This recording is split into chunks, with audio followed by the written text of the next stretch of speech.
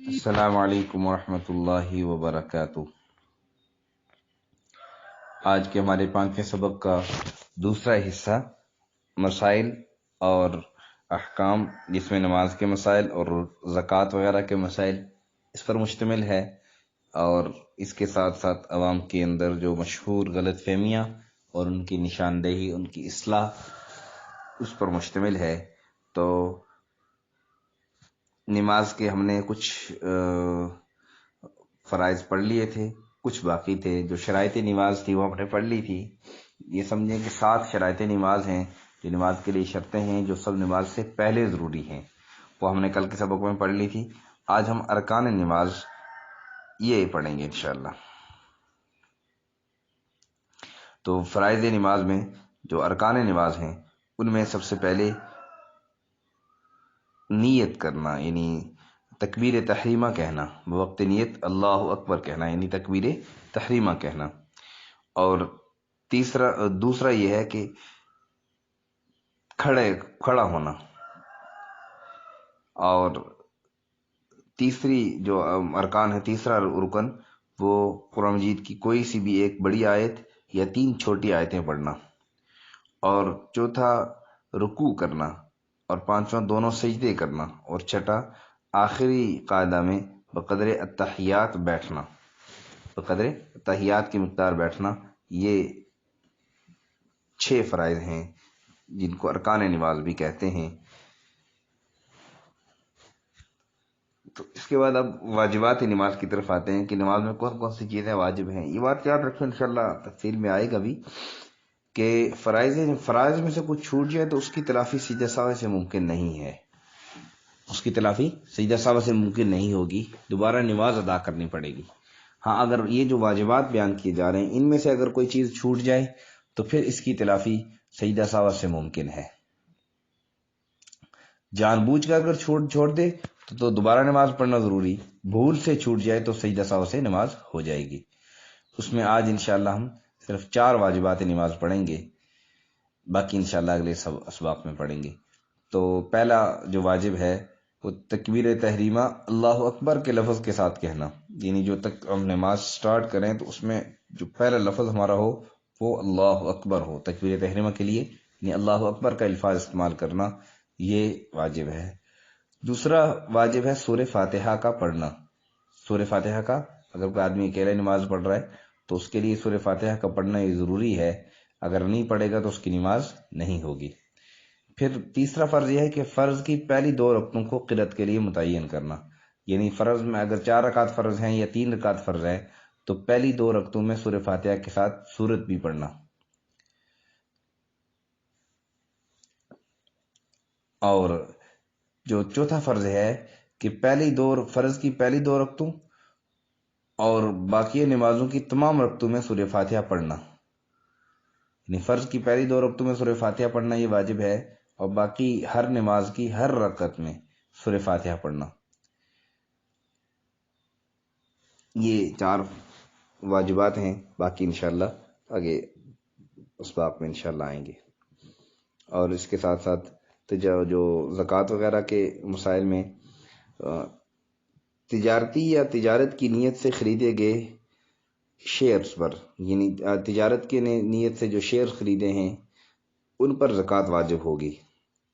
کاروبار میں شراکت میں اپنے حصے کے قابل زکوٰۃ اثاثوں کی رقم بمائے نفع پر زکوٰۃ واجب ہے، یعنی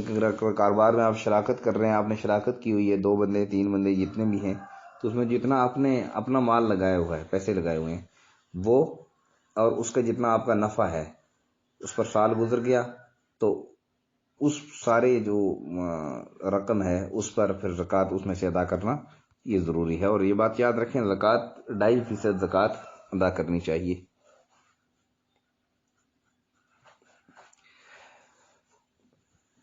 پھر کا فروخت شدہ چیز کی قابل وصول رقم پر زکوٰۃ واجب ہے۔ ایک آدمی نے گاڑی فروخت کر دی، اب اس کے پیسے ابھی تک اس کو نہیں ملے، لیکن ملنے کی امید ہے کہ پیسے ملیں گے، تو وہ زکوٰۃ کے حساب میں اس کو بھی شمار کرے گا، کوئی وہ اس کا بھی مالک چونکہ ہے اس لیے اس کو بھی شمار کرے گا۔ اسی طرح تجارتی اور قابل زکوٰۃ تیار مال کے سٹاک پر بھی زکوٰۃ واجب ہے۔ ایک آدمی نے فیکٹری لگائی، فیکٹری میں اس نے سٹاک تیار کیا، اب وہ جو اتنا ہے کہ جو جس کی قیمت 52.5 تولہ چاندی سے 7.5 تولہ سونے سے وہ زیادہ ہے، تو اب اس میں دیکھے گا کہ اس پر اگر اس رقم پر سال گزر گیا، اس کے پاس سٹاک پڑا ہوا ہے، تو زکوٰۃ کی جب زکوٰۃ ادا کرے گا تو اس کے حساب میں اس کو بھی شامل کرے گا، ظاہر اس کا بھی یہ مالک ہے۔ اسی طرح خام مال پر زکوٰۃ واجب ہے۔ ایک آدمی نے سٹاک تیار کر دیا، ایک چیز تیار کر لی، ایک خام مال پڑا ہوا ہے، کوئی چیز اس نے تیار نہیں کی، خریدا تھا، اس پر اسی خام مال مجھے ایسی چیزیں تیار کر کے بیچوں گا، تو جو خام مال ہے اس کی قیمت پر بھی زکوٰۃ واجب ہے۔ اس کے بعد ہمارے دوسرے سبق کے دوسرے حصے کا، یعنی 5ویں سبق کے دوسرے حصے کے جو دوسری شق ہے وہ ہے عوام کے اندر غلط فہمیاں اور ان کی نشاندہی۔ تو بعض جگہ غیر شادی شدہ لڑکے یا لڑکی کے چمچہ ڈوئی چاٹ لینے سے ان کی شادی میں بارش کا گمان کر لیتے ہیں، یعنی بہت سارے لوگ یہ کہتے ہیں کہ جی اگر کسی نے دیگچے کے اندر یا جو دیگچے والا چمچہ ہے اس کے ساتھ کھا لیا تو اس کی شادی میں بارش ہوگی، یہ بالکل لہو اور محمل بات ہے، کوئی اس کا حقیقت سے تعلق نہیں ہے۔ اور پھر بعض لوگوں کا خیال یہ ہے کہ صبح سویرے کسی کو گالی دینے، ٹھوکر لگ جانے یا کوئی اور ضرر پہنچ جانے پر شام تک اسی طرح ہوتے رہنے کا شگون ہے، یعنی لوگ سمجھتے ہیں کہ اگر صبح میں کسی کو گالی دے دی یا صبح کسی کو نقصان پہنچا دی یا صبح کوئی ٹھوکر لگ گئی تو شام تک پھر اسی طرح جو ہے نا ہمارا دن اسی طرح پورا دن اسی طرح گزرے گا، یہ غلط بات ہے، بالکل بے اثر بات ہے، اس کا شریعت سے کوئی تعلق نہیں، خلاف شرع بات ہے۔ پھر کہا کہ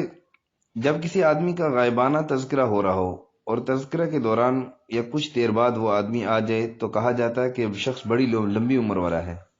تو شریعت میں اس کا کوئی ثبوت نہیں ہے۔ مثال کے طور پر ہم بیٹھے تھے، کوئی چند آدمی بیٹھے ہوئے ہیں، کسی آدمی کا تذکرہ کر رہے ہیں، اب اچانک کوئی آدمی آ گیا تو کہتے ہیں جی بڑی عمر ہے تمہاری، ابھی تمہارا ہی تذکرہ کر رہے تھے، تو یہ اس کا شریعت سے کوئی تعلق نہیں ہے۔ بعض لوگ یہ سمجھتے ہیں کہ تلاوت کے بعد قرآن کریم کھلا نہیں چھوڑنا چاہیے کیونکہ شیطان قرآن پڑھ لے گا، تو اس کی بھی کوئی اصل نہیں ہے۔ تلاوت کے بعد اگر کسی سے قرآن مجید کھلا رہ گیا ہے تو اس کے اندر کوئی حرج نہیں ہے۔ شیطان کہتے ہیں شیطان پڑھ لے گا، تو میں اس کے بعد عرض کروں گا، دیکھیں نا ہمارے بہت بڑے بڑے بورڈز لگے ہوتے ہیں، ان میں آیتیں لکھی ہوتی ہیں، وہ تو اوپن ہے، تو شیطان ادھر سے نہیں پڑھتا ہے، پھر وہ بھی لگانا چھوڑ دو نا۔ آپ دیکھیں نا کہ دفاتر ہوتے ہیں، سرکاری دفاتر ہوتے ہیں، ان میں باہر آیتیں لگی ہوتی ہیں، بڑی بلڈنگز ہیں ان پر بھی آیتیں لگی ہوتی ہیں یا حدیث لکھی ہوتی ہیں، تو یا سائن بورڈز ہیں اس پر بھی آیتیں بعض اوقات لکھی ہوتی ہیں، احادیث لکھی ہوتی ہیں، یا کتاب کے بالکل جو مین سرورق ہوتا ہے، جو بائی ٹائٹل ہوتا ہے، اس پر بھی احادیث لکھی ہوتی ہیں۔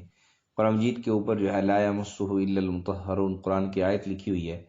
تو وہاں سے نہیں شیطان پڑھتا، تو یہ غلط بات ہے، شیطان کو اللہ پڑھنے کی توفیق ہی نہیں دیتا، چاہے وہ جنات میں سے ہو چاہے انسانوں میں سے ہو، شیطان کا قریدہ اس کو اللہ تعالیٰ معذرت کے ساتھ، شاید تھوڑی سی سخت بات ہے لیکن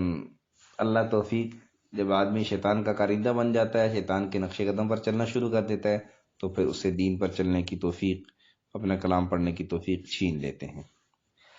پھر مشہور یہ ہے کہ اگر کسی میں گھر میں لڑائی کرانی منظور ہو تو اس گھر میں ایک جانور ہوتا ہے جس کے جسم پر بدن پر کانٹے ہوتے ہیں، وہ کانٹا رکھ دو، جس کو سہ کہتے ہیں۔ سہ ایک جانور ہوتا ہے، آپ نے دیکھا ہوگا جس کے جسم پر سارے کانٹے ہوتے ہیں اور وہ اپنا مقابلہ جو ہے نا وہ کسی جانور کے ساتھ کرنا ہو، سہ کہتے ہیں اس کو، بعض لوگ سیر کہتے ہیں، بعض لوگ صرف سہ کہتے ہیں۔ تو کہا کہ اگر کسی کے گھر میں لڑائی کرنی ہو تو اس کے کانٹے وہاں پر اس کے گھر میں رکھ دو، تو اس سے لڑائی ہو جائے گی، تو جب تک وہ کانٹا اس گھر میں رہے گا تو اہل خانہ آپس میں لڑتے رہیں گے، یہ بالکل غلط باتیں ہیں۔ پھر بہت سارے دکاندار صبح سویرے سامان ادھار دینے سے اس لیے منع کرتے ہیں کہ اگر ہم نے ادھار دیا شام تک ہمارا اسی طرح ادھار ہی فروخت ہوگا، یہ بھی بالکل بدشگونی کی باتیں ہیں کہ جی صبح ادھار دے دیا تو شام تک اسی طرح ادھار ہی فروخت ہوگا، یہ غلط بات ہے اور بے اصل بات ہے، اصل سے اس کا کوئی تعلق نہیں۔ ہو سکتا ہے صبح آپ نے کسی کے ساتھ اچھائی کر دی، اس کو ادھار ضرورت تھا، وہ مجبور تھا، اس کو ادھار دے دیا، اس کی برکت سے آپ کے پورے دن کی ایسی جو اچھی بکری ہو کہ آپ کے وہم و گمان میں بھی اتنی نہ ہو۔ اس میں ایک بات یاد رکھیں، بہت سے لوگ یہ کہتے ہیں جی کہ ہم تو واقعی ہم نے اس کا مشاہدہ کیا ہے کہ جی صبح اگر ادھار دے دیا پھر پورا دن ہی ادھار دینا پڑتا ہے۔ تو جیسے اللہ تعالیٰ سے آپ گمان رکھو گے تو اللہ تعالیٰ اسی آپ کے گمان کے مطابق آپ کے ساتھ معاملہ فرمائیں گے۔ اچھا گمان رکھو گے تو اچھا ہوگا، برا گمان رکھو گے تو برا ہوگا۔ تو اس لیے ہمارے خیالات، ہمارا جو اللہ کے ساتھ اچھا گمان ہو تو انشاءاللہ دن بھی اچھا گزرے گا۔ ہاں اگر کوئی اپنی کسی اور مصلحت سے ادھار نہ دیں تو یہ لوگ الگ بات ہے۔ بعض لوگ کہتے ہیں کہ عورتوں کو اس طرح سے ناپاکی کے بال لینا منع ہے کہ بھئی اس طرح وہ استعمال نہیں کر سکتی، تو یہ غلط بات ہے۔ یہ الگ بات ہے کہ طبعاً یہ مناسب نہیں ہے، طبی طور پر یہ مناسب نہیں ہے عورت کے لیے کہ وہ اپنے بال صاف کرنے کے لیے اس طرح کا استعمال کرے یا لوہے کا استعمال کرے، لیکن اگر وہ استعمال کرتی ہے تو اس کے لیے ناجائز نہیں ہے، اس کو حرام نہیں کہہ سکتے۔ پھر بعض لوگ کہتے ہیں کہ حالت جنابت میں غسل سے پہلے بالوں یا ناخن کے جدا کرنے سے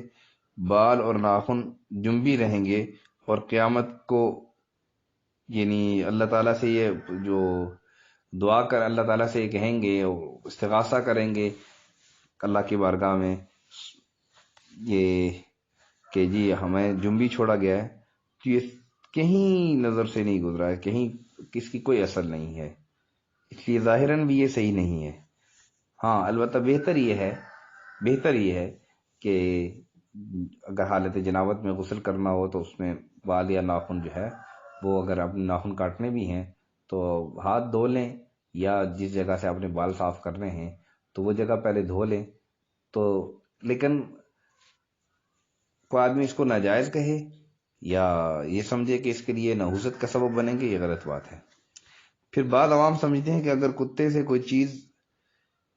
کپڑا، برتن وغیرہ لگ جائے تو وہ ناپاک ہو جاتی ہے، یہ غلط ہے۔ البتہ کتے کی رال لگنے سے یا اس کے جسم پر لگی نجاست لگ جائے تو اس سے جسم ناپاک ہوگا۔ یعنی اگر کتا بیٹھا ہوا تھا اور آپ گزر رہے تھے، آپ نے ہاتھ میں کوئی برتن پکڑا ہوا تھا تو اس کے جسم کے کسی حصے کے ساتھ جو بالکل خشک ہے، کوئی اس کے اندر یعنی وہ نہیں ہے، نمی نہیں لگی ہوئی یا گندگی نہیں لگی ہوئی، تو ویسے ٹکرا گیا یا آپ کے چلتے ہوئے کپڑے ٹکرا گئے تو اس سے جسم ناپاک نہیں ہوتا ہے۔ ہاں البتہ رال نہ لگائے، منہ کی جو رال ہے وہ لگ جائے تو پھر اس سے جسم ناپاک ہو جائے گا۔ تو یہ تھے ہمارے آج کے اسباق کا حصے۔ اللہ جل شانہ سے دعا ہے کہ اللہ تعالی ہمیں صحیح سمجھ عمل کی توفیق نصیب فرمائے۔ وآخر دعوانا ان الحمدللہ رب العالمین۔ میں پھر وہی گزارش کروں گا کہ سبق کو توجہ سے سنیں اور آگے دوسروں تک بھی پہنچائیں۔ اور اگر ہمارے اسباق میں آپ کو کوئی مسئلہ ہے، مثلا بات نہیں سمجھ میں آتی یا کوئی اور مسئلہ ہے تو آپ اپنی اچھی رائے سے ہمیں آگاہ ضرور کیا کریں ہمارا، کہ ہم مثلا گروپ اچھا چلانا چاہتے ہیں تو اس کے لیے آپ کی رائے ہمیں ضرور اس کی ضرورت ہوگی۔ اگر کوئی رائے دینا چاہے اس کی اچھائی میں مزید بہتری کے لیے تو آپ اپنی ضرور رائے سے آگاہ فرمایا کریں۔ اللہ جل شانہ ہم سب کو صحیح دین سیکھنے، سمجھنے، اس پر عمل کرنے، دوسروں تک پہنچانے کی توفیق نصیب فرمائے۔ السلام علیکم ورحمۃ اللہ وبرکاتہ۔